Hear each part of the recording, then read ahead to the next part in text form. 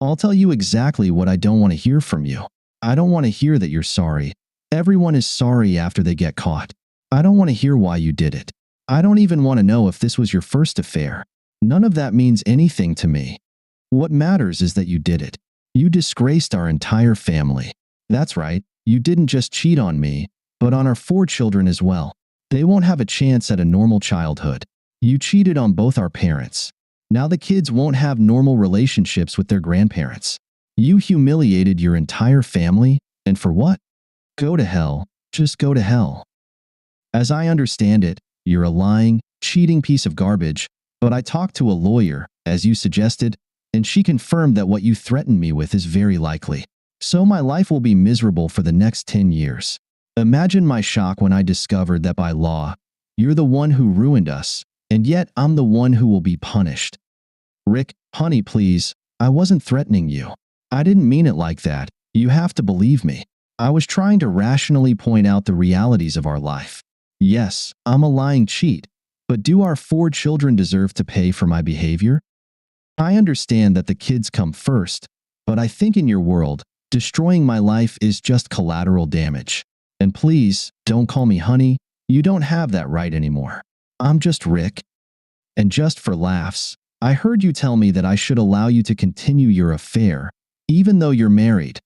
I should allow it so I won't be a part-time dad, paying alimony to you and child support for the next 10 damn years.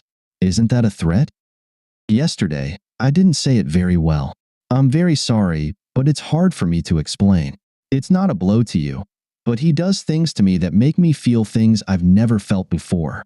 I don't love him, but right now, I can't let him go. Yeah, I know.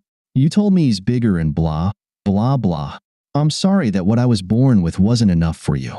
But in my defense, we had sex before marriage, so if my equipment wasn't sufficient, you shouldn't have agreed to marry me. And in 15 years and 4 kids since then, I never heard a single complaint from you about my abilities in bed. Not once. This is all on you, not me. I know that, but please, let me try to explain it better. Go ahead. I love fairy tales. Continue.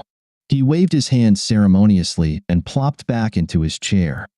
In the years since this started, have I ever refused you sex? Have you ever noticed the slightest decrease in my attention to the whole family? Have I ever canceled a dinner with you? Is there anything for which you or the kids could reproach me because of my affair? All of this was true, but it only made him angrier because she still didn't understand anything. Then tell me this. If you hid it so well, took care of my needs, and were a good mother and all that for our kids, why tell me now?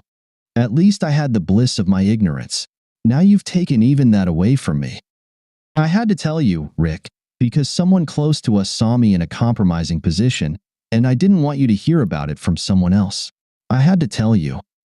How noble. Who saw you with your lover?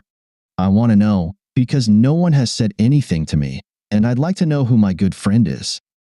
I'm not going to tell you that. I can't. And why not? You don't even want to tell me your lover's name, so this just keeps getting worse. I won't tell you who saw me because it doesn't matter, and it would cause you unnecessary pain. And I won't tell you who my lover is because I know you. You'll attack him. I can't let the father of our children go to jail. They need you. With all the sarcasm he could muster, he said, Oh, well, you seem to know what's best for me in every aspect of my life, so I guess I shouldn't be upset at all. Why don't you explain to me how it would be great for me to sit in a chair like a good little cuckold and watch you have sex so I can clean you both up when you're done? Just stop your sarcasm, Rick. It doesn't suit you. And stop acting so childish. What the hell is a cuckold anyway? No, it's you who's acting childish, Cat. You mean to tell me that in the past year, neither of you ever laughed at me, mocked the size of my equipment, or took any other opportunities to humiliate me? How many times did you sleep with him in my bed, or let him drink my liquor, laughing the whole time I was out of town? Rick didn't even notice the slap until it nearly knocked him off his feet. In his anger, he instinctively began to strike back. Somehow, he managed not to, but he was close. He stood there, rubbing his cheek and working his jaw to make sure it was functional. He was in shock.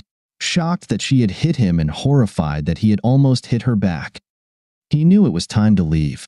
He needed to put some distance between them. For her part, Kat was equally stunned by her own violence against the man she loved. She opened her eyes wide and covered her mouth with her hands, unable to speak.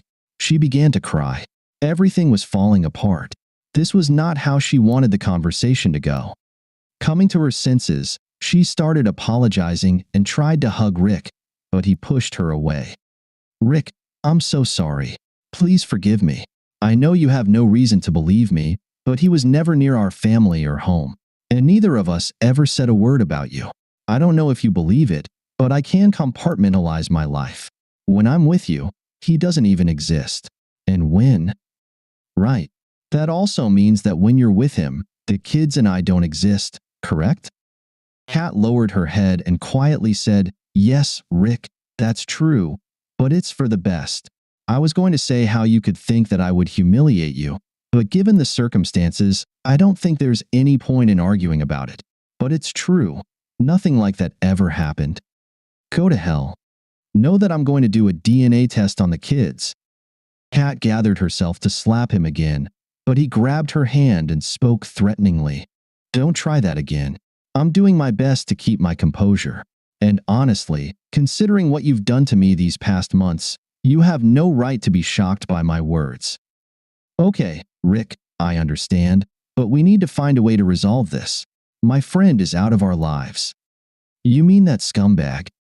It was a statement, not a question, and all the venom inside him was packed into those words. "He's not a scumbag, Rick. He's a good guy." "Of course he is. Just a good guy who sleeps with other people's wives?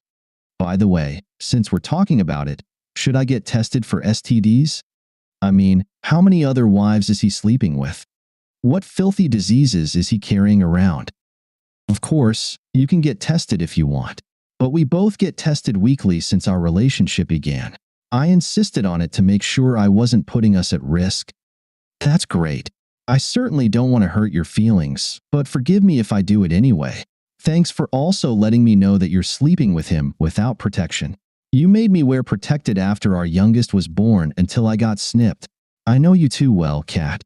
What was your plan if you got pregnant by this jerk? Just another collateral damage in my life. Raising someone else's kid?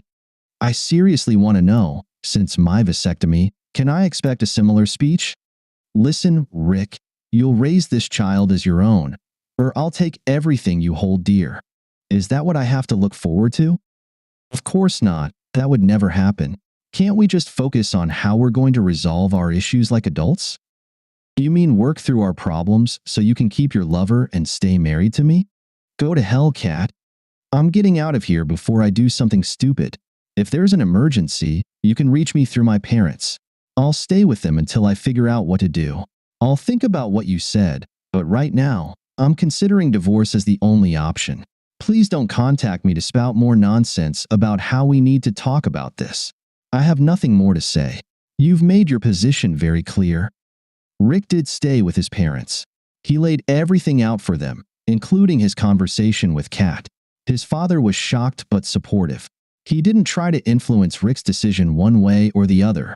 He simply told him that he would be there for him, no matter what Rick decided. On the other hand, his mother was relentless. Even as a child, Rick had never doubted who was in charge of the family. His mother ran everything, and she started in on him as soon as he finished his story. "Oh, come on, Ricky." She never stopped calling him that. "It can't be as bad as all that. You have 4 wonderful kids who need you very much. You just need to find a way to coexist with Kat. I know she loves you." "Oh, Mom, did you understand everything correctly? She's having sex with another man and wants me to accept it." "Ricky, listen to me. Divorcing her is a permanent solution to a temporary problem. In a few months, she will get over her infatuation with this other man and realize what she has at home. Don't divorce her. I know you can get through this." She repeated this day and night, often crying and pleading with him to reconsider the divorce. Sometimes she would even resort to the old, "I'm very disappointed in you, Ricky. We raised you better." The worst thing she said, and although she apologized immediately, it still hurt him terribly. "Ricky, if you don't go back to Kat and work this out, I will never forgive you." Rick knew that his parents loved their grandchildren dearly, but he also noticed that whenever his mother started nagging him, his father would try to disappear from the room. When they were alone, his father reminded him that he would support any decision Rick made, but he never said anything like that when his mother was around. In the end, Rick concluded that it was best to keep the family together. In any case, he didn't have many options. He felt like a bird trapped in a cage. He couldn't find a way out. So he just decided to endure and make the best of a bad situation. And he went home. "Listen, Kat, I've decided to stay. I'm staying only so that our children don't have to grow up in a broken home. And because I know that if I leave, your bastard friend will move into my house in no time. I won't subject our kids to that. However, I'll stay here only until little Amanda turns 18, and then I'm leaving. I'm going to turn the office into my bedroom because I don't think I want to share a bed with you after you've been having sex with your friend." "No, no, no." She stomped her foot. "You will sleep with me. I've been with my friend for a year now. Have you ever seen or felt anything that made you suspicious? No, you haven't. You're sleeping with me, and that's final. Besides, what will the kids think? Since you're staying home, we need to keep up appearances. If you want to leave after the other kids have gone and Amanda turns 18, so be it. But until then, we sleep together." Kat understood this to mean that she knew Rick loved her, and that over time their relationship would improve. She wasn't going to give him a reason to distance himself. She vowed to herself to be even more careful with her lover in the future, ensuring that Rick wouldn't see or feel anything that might anger or hurt him. Of course, the kids were thrilled that he was back home, but Rick was even happier. He couldn't bear being away from them. Even during his business trips, he made it a point to contact them every day. He also never forgot to bring them small gifts when he returned home. Seeing their euphoria gave him hope that he could get through this. At first, things didn't go very well. Though Kat no longer bothered trying to convince him that everything was fine, she applied relentless pressure to get him to make love to her. But Rick couldn't do it. He struggled to act normal, but it was difficult, and an uneasy truce settled between husband and wife. Rick found it very hard not to be angry whenever Kat left the house alone. Although she told him she only saw her friend once or twice a week, in Rick's mind, it was every time Kat left the house alone, and it deeply hurt him. Kat tried everything to make him more comfortable, but it didn't work. After several tough weeks, she decided to see a marriage counselor. Kat felt that Rick wasn't adapting quickly enough to the new situation, and it was important to help get their relationship back on track. The kids were starting to suspect something too. Rick was stunned when Kat suggested this idea. "Wait, let me get this straight. You want me to go to marriage counseling with you, so I can feel more comfortable while you sleep with other guys? Seriously?" He laughed so hard he started hiccuping, but suddenly Kat saw a grim expression on his face as he became quiet and very sullen. "You know, Kat, maybe it's not a bad idea. We should do it." Rick had a few reasons for agreeing. Mainly, he was curious about how Kat would pitch her boyfriend to the counselor to strengthen their marriage. At the very least, it might be interesting. But I get to choose the counselor. He didn't want some new age guru preaching the virtues of polyandrous relationships to him. Kat readily agreed, and for some inexplicable reason, she felt a thrill of excitement and anticipation. All Rick could do was shake his head in amazement at the depth of her delusion. Kat was surprised by the success of the counseling. After 2 or 3 sessions, Rick became much more affectionate at home. He stopped yelling at her and no longer sulked. Frankly, the counselor was also amazed. Mainly, all he did was point out to Rick that it didn't matter what societal norms were. What mattered was what Rick and Kat considered normal. The counselor had seen more and more similar situations in his practice, and they never ended well. Once the 10 sessions were over, he thought he should write an article and submit it to Psychology Today. Maybe it would help couples across the country. Thus continued life in Rick and Kat's home. Their marriage couldn't be described as divine by any stretch of the imagination, but they got along well and worked together to give their children the best childhood experiences possible. To an outside observer, their marriage seemed better than most. Almost immediately after the counseling sessions ended, their lovemaking returned to normal levels. Rick and Kat never spoke about her male friend again. Rick knew he was ignoring the obvious, but he saw no compelling reason to bring it up. One serious incident upset Rick so much that he nearly broke their agreement. About 6 years later, Rick got a call from his father asking him to come over alone immediately. Kat noticed the serious expression on his face. "Rick, is something wrong? You're scaring me." "I don't know, but I think my mom might be sick. Dad said I need to get there right now." "Well, hold on. I'm coming with you." "No, he said I should come alone." Kat looked worried because she loved his parents almost as much as her own. "Okay, but please let me know what's happening as soon as you can." He promised he would and headed to his childhood home. When he arrived, his parents were both sitting in the living room. His father looked angry, and his mother had obviously been crying. This only increased his anxiety. His father spoke first. "Rick, I want you to know I only found out about this yesterday, and I'm very angry with your mother." And then he left the room. "What's going on, Mom?" "Ricky, I have something to tell you, and it's going to hurt. I never wanted this. I just wanted to keep your family together. You know how much I love the grandchildren." "Just tell me, Mom." "It was me who saw Kat with that guy many years ago. I saw them coming out of a hotel room when I was meeting Doris for lunch." "What? And you didn't tell me? How could you do this to me?" "Here, the children were just babies. They needed both parents." She continued talking, but he didn't hear the rest. He was stunned. His own mother. Rick stood up and left without saying another word.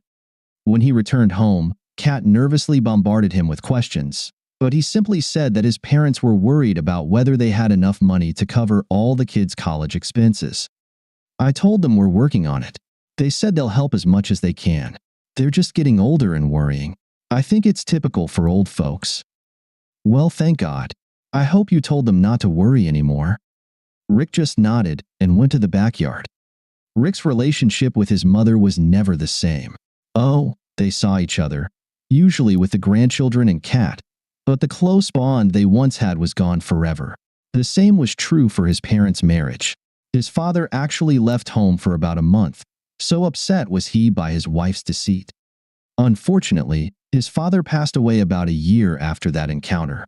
He died a sad man, and this really troubled Rick. He had several dark days after the funeral. To her credit, Kat was with him every step of the way and helped him out of his depression. Rick's resolve to leave his wife began to waver. He struggled a lot, but he realized that his wife loved him and was trying to be with him, so he doubted his decision. Their oldest went off to college, and the next two followed. Amanda would turn 18 in a couple of years. She had graduated from high school and was ready to attend state college. The years of raising a child, especially through high school, passed in a blur. Around the same time, his mother passed away. Death is a very complex and arduous process. There's a saying that being an only child, the good news is that when your parents die, you don't have to argue with siblings. The bad news is that you have no siblings to share the burden with. His parents left him enough money to ensure that all the children could get a college education without being burdened by student loan debt. While going through their papers, Rick saw a handwritten letter from his mother addressed to him. The envelope simply read, "To Rick after I'm gone." It was dated just 3 weeks before her death. He put it in his pocket and decided to read it later. Shortly after his mother's death, Rick essentially decided to stay with Kat. The pain and anger had subsided, and he felt he had a better life than most, so why rock the boat? Additionally, he saw how lonely his mother had been, and he worried the same thing might happen to him if he left Kat. Amanda was ready to leave for college, and he was already beginning to suffer from empty nest syndrome. Rick tossed the letter in a drawer and forgot about it for a few weeks. One day, while rummaging through his drawer, he saw it and decided to read it. What he read shocked him, and he could hardly believe it. That's the trouble with being lied to. Trust disappears, so you question everything. Was the content true? Or was his mother just trying to look better after her death? He decided to tear up the letter and not say a word about it. Less than a year remained before Amanda turned 18 and went off to college. But he often thought about the letter, and it influenced his decisions about the future. The day after Amanda left for school, Rick sat down next to Kat. "Kat, I've met with a lawyer, and I'm going to divorce you. Will you go to the office to sign the papers, or should I have you served? I don't want to embarrass you, but it's time for me to move on. But why? We've been so good all these years. Because I don't love you, Kat, and we agreed I'd stay until Amanda turned 18. You don't love me? No, Kat, and my love didn't gradually fade. It ended the moment you threatened me. I owe it to myself to leave, as we agreed 10 years ago. I know our paths will cross again because of the kids and grandkids, so I'll be polite, but we're done. Come on, Rick. You mean all those times we held hands, the countless times you told me you loved me, and making love wasn't real? I know the difference between sex and love, and you made love to me. It took some time, but after a few months, revenge sex turned into sex, and then into making love. I know that's what it was.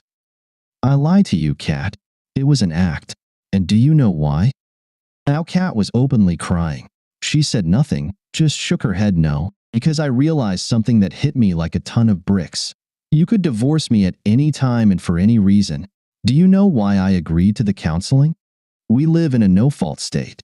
You could have filed for divorce just because I forgot to take out the trash or missed your birthday. What if over time, you fell in love with your boy toy? I'd become a part-time dad. You held all the power in our relationship. I couldn't take that risk, so I focused on being the best father I could be and pretended with you. I don't believe you. I know you love me.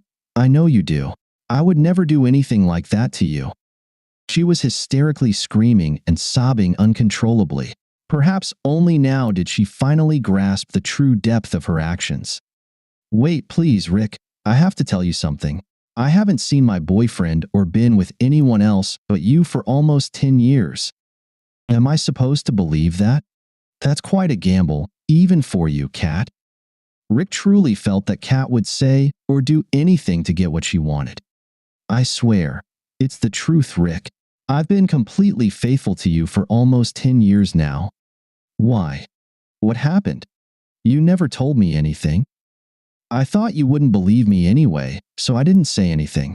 After I told him that you knew about our relationship, he started to change. When we were together, he began belittling you, calling you a weak cuckold. He started telling me that I should cut you off and said all kinds of perverse things when we were intimate. Finally, one day, I'd had enough. I slapped him and walked out. I never went back, and I've never been with anyone else since then, only you. How many times did you slap him? Just once. Why do you ask? Just curious. At least we're even in that regard. So, you kept this to yourself all these years? Yes, Rick. I decided the only thing I could do was be the best mother and wife I could be, and I thought we were doing well. Well, I'll give you that. You've been a fantastic mom. I can't see how anyone could be better, and I know you'll be a great grandmother. But I have to tell you, my pain is still there and isn't going away. I'll also give you credit for trying to be a good wife. I know that the closeness we had before your affair never returned, but I knew you were trying and that you cared about me.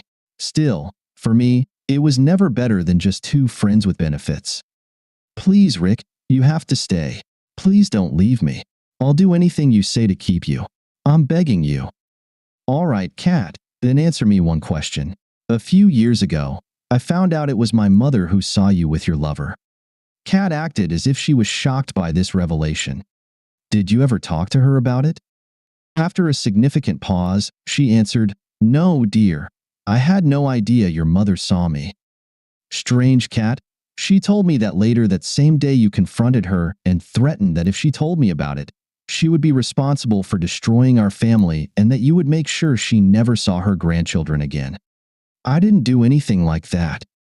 I don't know, Kat, but what my mom told me sounds very much like what you said to me 10 years ago. Now the problem is that I don't believe you. I'm very sorry, but there's nothing you can say that would make me stay. Anyway, it's time for me to do something for myself. I've spent all this time here for the kids, and now it's my time. Goodbye, Kat. Kat collapsed, sobbing uncontrollably, but Rick was resolute. He left his house for the last time. That same day, he began receiving angry and emotional calls from each of the children, asking him why he had left their mother. Before responding, he asked each one a simple question. Was I a good father? They assured him that he had been a fantastic father throughout their lives. He was moved to tears by their affirmation of his efforts. Once he composed himself, he told them the unvarnished truth, including their grandmother's involvement. He held nothing back and sugar-coated nothing. He explained that he had almost left then because he was overwhelmed by anger and shame. They all understood and thanked him for staying with them. While they maintained relationships with their mother, things were never the same. Rick never spoke to Kat again. He even refused to be in the same room with her, except during their children's weddings and grandchildren's birthdays. Rick loved his independent life. He realized there was a big difference between being alone and loneliness. He was never lonely because he had an important part of his children's love and respect. Thank you for being with us and listening until the end. If you found it interesting, please subscribe, give us a like, and leave your comments. And we'll see you on the Cheating Secrets channel.